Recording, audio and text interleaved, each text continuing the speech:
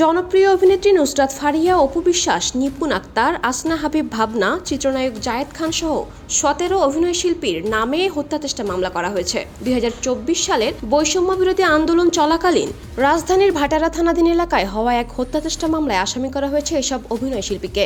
ভাটারা থানার ভারপ্রাপ্ত কর্মকর্তা মোহাম্মদ মাজহারুল ইসলাম বিষয়টি নিশ্চিত করেছেন।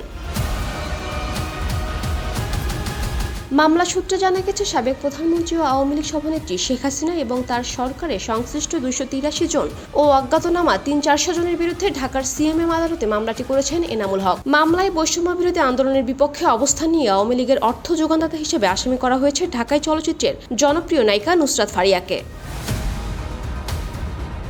মামলার অন্যান্য আসামিরা হলেন চিত্রনায়িকা অপু বিশ্বাস, অভিনেত্রী সুবর্ণা মোস্তফা, রোকেয়া প্রাচী, আসনা হাবিব ভাবনা, সোহানা সাবা, মেহের আফরোজ শাওন, জ্যোতিকা জ্যোতি, চিত্রনায়ক সাইমন সাদিক, জায়েদ খান, আজিজুল হাকিম সহ 17 অভিনয়শিল্পীকে।